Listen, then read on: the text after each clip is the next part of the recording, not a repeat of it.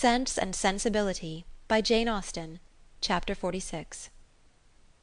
Marianne's illness, though weakening in its kind, had not been long enough to make her recovery slow, and with youth, natural strength, and her mother's presence and aid, it proceeded so smoothly as to enable her to remove, within 4 days after the arrival of the latter, into Mrs. Palmer's dressing-room. When there, at her own particular request, for she was impatient to pour forth her thanks to him for fetching her mother, Colonel Brandon was invited to visit her. His emotion on entering the room, in seeing her altered looks, and in receiving the pale hand which she immediately held out to him, was such as, in Elinor's conjecture, must arise from something more than his affection for Marianne, or the consciousness of its being known to others, and she soon discovered in his melancholy eye and varying complexion as he looked at her sister the probable recurrence of many past scenes of misery to his mind, brought back by that resemblance between Marianne and Eliza already acknowledged, and now strengthened by the hollow eye, the sickly skin, the posture of reclining weakness, and the warm acknowledgment of peculiar obligation. Mrs. Dashwood, not less watchful of what passed than her daughter, but with a mind very differently influenced, and therefore watching to very different effect, saw nothing in the Colonel's behaviour but what arose from the most simple and self-evident sensations, while in the actions and words of Marianne she persuaded herself to think that something more than gratitude already dawned. At the end of another day or two, Marianne growing visibly stronger every 12 hours, Mrs. Dashwood, urged equally by her own and her daughter's wishes, began to talk of removing to Barton. On her measures depended those of her two friends. Mrs. Jennings could not quit Cleveland during the Dashwoods' stay, and Colonel Brandon was soon brought, by their united request, to consider his own abode there as equally determinate, if not equally indispensable. At his and Mrs. Jennings' united request in return, Mrs. Dashwood was prevailed on to accept the use of his carriage on her journey back, for the better accommodation of her sick child, and the Colonel, at the joint invitation of Mrs. Dashwood and Mrs. Jennings, whose active good nature made her friendly and hospitable for other people as well as herself, engaged with pleasure to redeem it by a visit at the cottage in the course of a few weeks. The day of separation and departure arrived, and Marianne, after taking so particular and lengthened a leave of Mrs. Jennings, one so earnestly grateful, so full of respect and kind wishes as seemed due to her own heart from a secret acknowledgment of past inattention, and bidding Colonel Brandon farewell with the cordiality of a friend, was carefully assisted by him into the carriage, of which he seemed anxious that she should engross at least half. Mrs. Dashwood and Elinor then followed, and the others were left by themselves to talk of the travellers and feel their own dullness, till Mrs. Jennings was summoned to her chaise to take comfort in the gossip of her maid for the loss of her two young companions, and Colonel Brandon immediately afterwards took his solitary way to Delaford. The Dashwoods were 2 days on the road, and Marianne bore her journey on both without essential fatigue. Everything that the most zealous affection, the most solicitous care could do to render her comfortable, was the office of each watchful companion, and each found their reward in her bodily ease and her calmness of spirits. To Elinor, the observation of the latter was particularly grateful. She, who had seen her week after week so constantly suffering, oppressed by anguish of heart which she had neither courage to speak of nor fortitude to conceal, now saw with a joy which no other could equally share, an apparent composure of mind, which, in being the result as she trusted of serious reflection, must eventually lead her to contentment and cheerfulness. As they approached Barton, indeed, and entered on scenes of which every field and every tree brought some particular and some painful recollection, she grew silent and thoughtful, and turning away her face from their notice, sat earnestly gazing through the window. But here Elinor could neither wonder nor blame, and when she saw, as she assisted Marianne from the carriage, that she had been crying, she saw only an emotion too natural in itself to raise anything less tender than pity, and in its unobtrusiveness entitled to praise.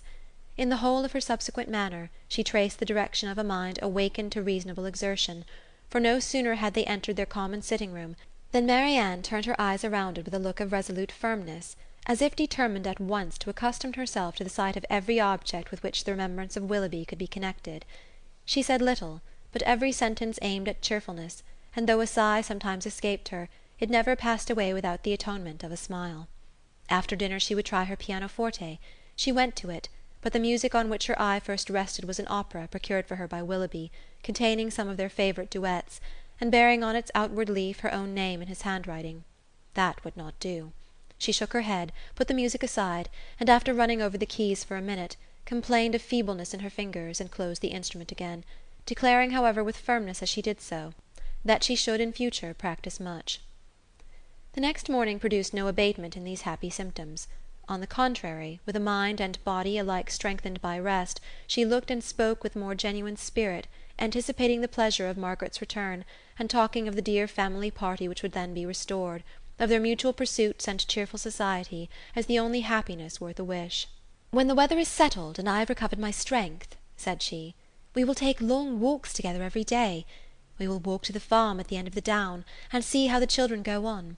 We will walk to Sir John's new plantations at Barton Cross and the Abbey land, and we will often go to the old ruins of the Priory, and try to trace its foundations as far as we are told they once reached. I know we shall be happy. I know the summer will pass happily away. I mean never to be later in rising than 6, and from that time till dinner I shall divide every moment between music and reading. I have formed my plan, and am determined to enter on a course of serious study. Our own library is too well known to me to be resorted to for anything beyond mere amusement. But there are many works well worth reading at the Park, and there are others of more modern production which I know I can borrow of Colonel Brandon. By reading only 6 hours a day I shall gain in the course of a 12-month a great deal of instruction which I now feel myself to want."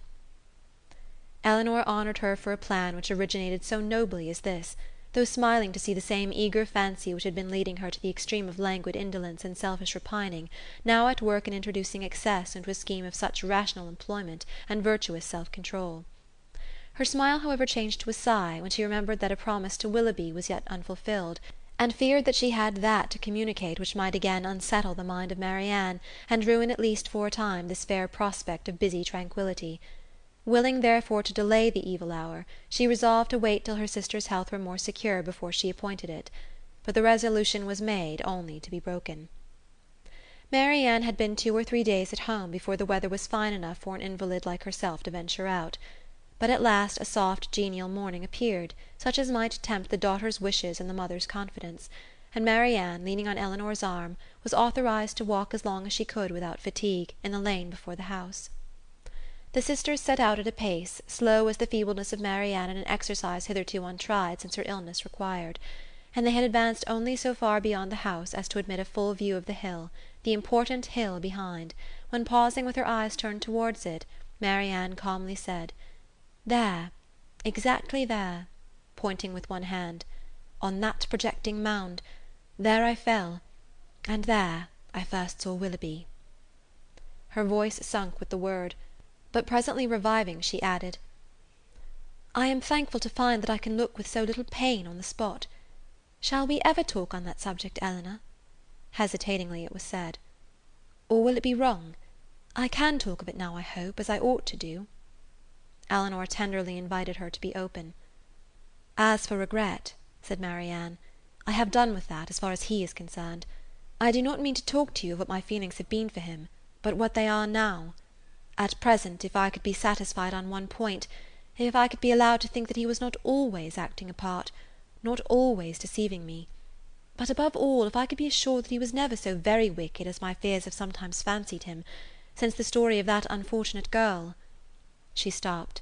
Elinor joyfully treasured her words as she answered, "If you could be assured of that, you think you should be easy?" "Yes, my peace of mind is doubly involved in it, for not only is it horrible to suspect a person who has been what he has been to me, of such designs, but what must it make me appear to myself? What in a situation like mine but a most shamefully unguarded affection could expose me to?" "How, then," asked her sister, "would you account for his behaviour?" "Oh, I would suppose him, oh, how gladly would I suppose him, only fickle, very, very fickle." Elinor said no more. She was debating within herself on the eligibility of beginning her story directly, or postponing it till Marianne were in stronger health, and they crept on for a few minutes in silence. "I am not wishing him too much good," said Marianne at last with a sigh, "when I wish his secret reflections may be no more unpleasant than my own. He will suffer enough in them." "Do you compare your conduct with his?" "No, I compare it with what it ought to have been. I compare it with yours." "Our situations have borne little resemblance." "They have borne more than our conduct. Do not, my dearest Elinor, let your kindness defend what I know your judgment must censure. My illness has made me think. It has given me leisure and calmness for serious recollection. Long before I was enough recovered to talk, I was perfectly able to reflect. I considered the past. I saw in my own behaviour since the beginning of our acquaintance with him last autumn nothing but a series of imprudence toward myself and want of kindness to others. I saw that my own feelings had prepared my sufferings, and that my want of fortitude under them had almost led me to the grave. My illness, I well knew, had been entirely brought on by myself by such negligence of my own health as I had felt even at the time to be wrong. Had I died, it would have been self-destruction. I did not know my danger till the danger was removed. But with such feelings as these reflections gave me, I wonder at my recovery, wonder that the very eagerness of my desire to live, to have time for atonement to my God and to you all, did not kill me at once. Had I died, in what peculiar misery should I have left you, my nurse, my friend, my sister? You, who had seen all the fretful selfishness of my latter days, who had known all the murmurings of my heart. How should I have lived in your remembrance? My mother, too, how could you have consoled her? I cannot express my own abhorrence of myself. Whenever I looked towards the past, I saw some duty neglected, or some failing indulged. Everybody seemed injured by me. The kindness, the unceasing kindness of Mrs. Jennings I had repaid with ungrateful contempt. To the Middletons, the Palmers, the Steeles, to every common acquaintance even, I had been insolent and unjust, with a heart hardened against their merits, and a temper irritated by their very attention. To John, to Fanny, yes, even to them, little as they deserve, I had given less than their due. But you above all, above my mother, had been wronged by me. I, and only I, knew your heart and its sorrows, yet to what did it influence me? Not to any compassion that could benefit you or myself. Your example was before me, but to what avail? Was I more considerate of you and your comfort? Did I imitate your forbearance or lessen your restraints by taking any part in those offices of general complaisance or particular gratitude which you had hitherto been left to discharge alone? No, not less when I knew you to be unhappy, that when I had believed you at ease did I turn away from every exertion of duty or friendship, scarcely allowing sorrow to exist but with me, regretting only that heart which had deserted and wronged me, and leaving you, for all I professed an unbounded affection, to be miserable for my sake. Here ceased the rapid flow of her self-reproving spirit, and Elinor, impatient to soothe, though too honest to flatter, gave her instantly that praise and support which her frankness and her contrition so well deserved. Marianne pressed her hand and replied, "You are very good. The future must be my proof. I have laid down my plan, and if I am capable of adhering to it, my feelings shall be governed and my temper improved. They shall no longer worry others nor torture myself. I shall now live solely for my family. You, my mother, and Margaret, must henceforth be all the world to me. You will share my affections entirely between you. From you, from my home, I shall never again have the smallest incitement to move, and if I do mix in other society, it will be only to show that my spirit is humbled, my heart amended, that I can practise the civilities, the lesser duties of life, with gentleness and forbearance. As for Willoughby, to say that I shall soon or that I shall ever forget him would be idle. His remembrance can be overcome by no change of circumstances or opinions. But it shall be regulated, it shall be checked by religion, by reason, by constant employment." She paused, and added in a low voice, "If I could but know his heart, everything would become easy." Elinor, who had now been for some time reflecting on the propriety or impropriety of speedily hazarding her narration, without feeling at all nearer decision than at first, heard this, and perceiving that as reflection did nothing, resolution must do all, soon found herself leading to the fact.